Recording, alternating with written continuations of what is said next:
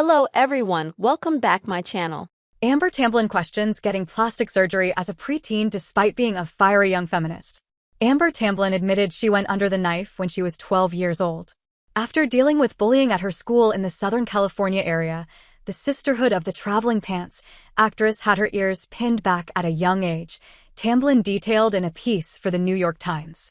At the time, she considered herself a fiery young feminist who raged against the patriarchy, but also questioned her own hypocrisy in succumbing to criticism and changing her body for the sake of someone else's ideals of beauty. As a little girl, I had ears that stuck out like big butterfly wings, she wrote. Some kids at my school in Los Angeles would make fun of them, and I'd often stare at myself in the mirror wishing my ears would lay flat against my head.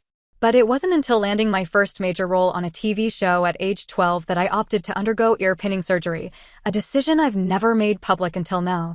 Tamblyn began portraying Emily Quartermaine on General Hospital in 1995, a role she carried on for 6 years and 57 episodes.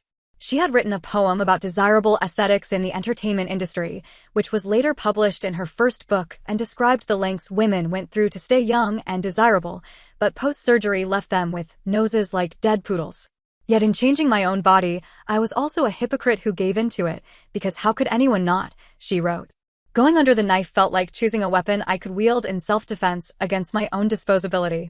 It showed the world I understood the assignment of assimilation, that I could do whatever it took to fit in, never stand out, the way my ears once did. Tamblyn, 41, related to Demi Moore's latest film, The Substance, where Moore's character, an aging actress, takes an experimental drug with the promise of being reborn into a new, younger body. Would I be less happy if I had fought against the desire to get my ears pinned back if they still stuck out today? I don't know. But I do think about it often, and about my willingness to align myself with the industry's expectations, she wrote. My experience and The Substance are not just Hollywood stories.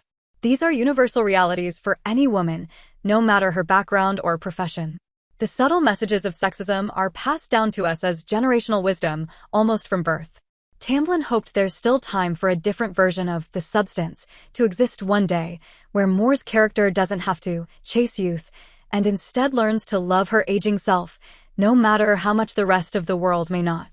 That version of the story may feel too radical for the world just yet, a reminder of how much further we still need to go in centering self-acceptance and imperfection at any age in our storytelling, she wrote. I don't apologize for what I've done or for what I haven't.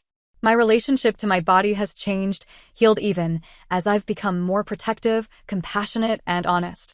The message in The Substance, for women everywhere, is clear, that sometimes, if we're not careful, our commitment becomes the consequence. And there can be an untapped, collective power in not giving up on not giving in.